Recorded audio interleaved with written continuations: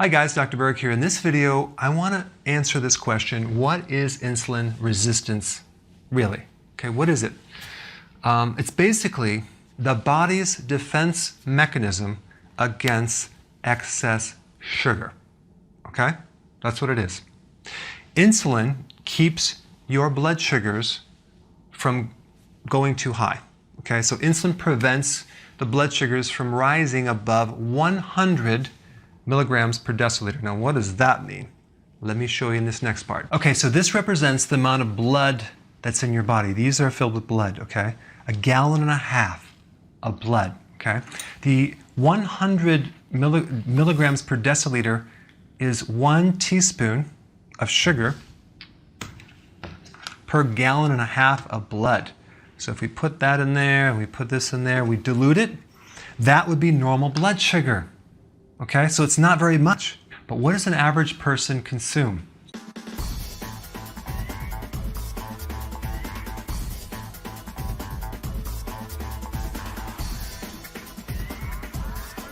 "31 teaspoons.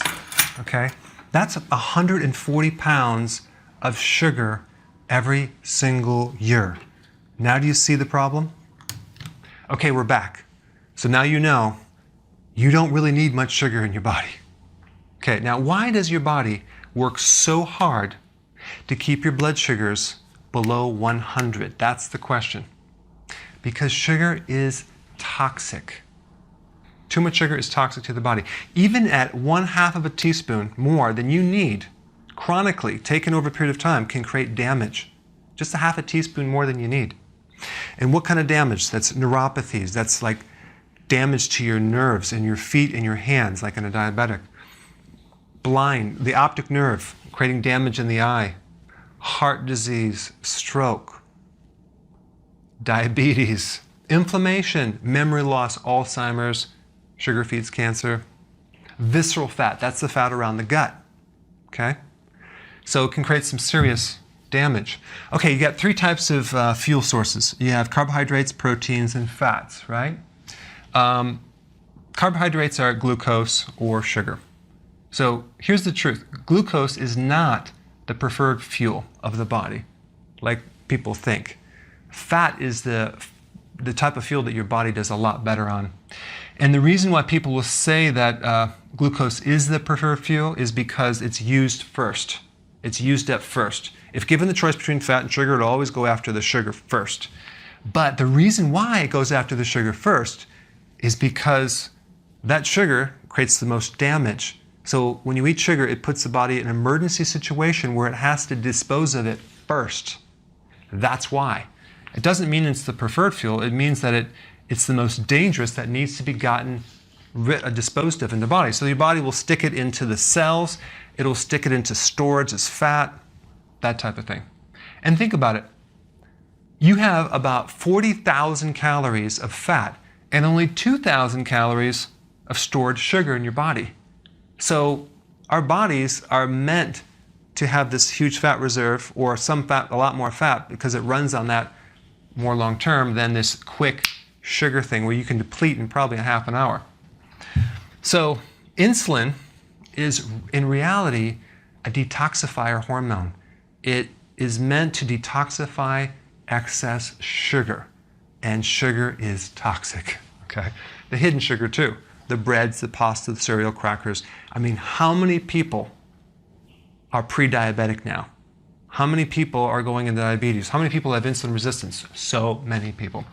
So when you burn fat, you can run your body on something called ketones. So ketones are the byproduct of fat burning, and our bodies can run on ketones very efficiently, okay? Now, can you run 100% of your body on ketones? No, you can run 85% of your fuel on ketones. 15% of your fuel needs to be glucose. But here's the catch-22.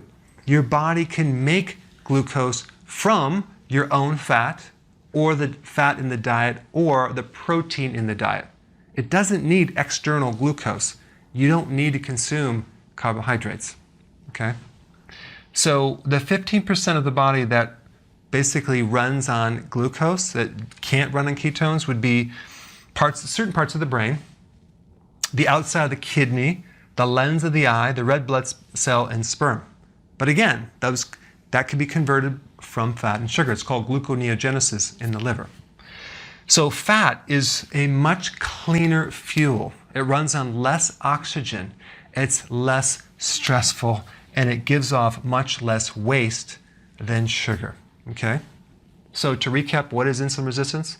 This is a protective mechanism that your body has created to prevent the toxic sugar from invading the body. I hope that helped. Hey guys, I just want to take a second and thank you for your recent uploads. A lot of you are uploading your success stories and they are mind-blowing. Check out the one from Jeff, before and after. I mean, that's incredible. And then we have Maroslo and Quinn and Aikshot and Helena. Check out George, John, Anne. I mean, this is just a few of the many. I mean, it's amazing. So I am just blown away. So if you haven't filled out your success story and uploaded it before and after, I want to see it. I put a link down below. It's not only mind-blowing to me, but it inspires other people because it gives them hope that they can be helped as well. So click the link below and share your success story with me. I want to check it out.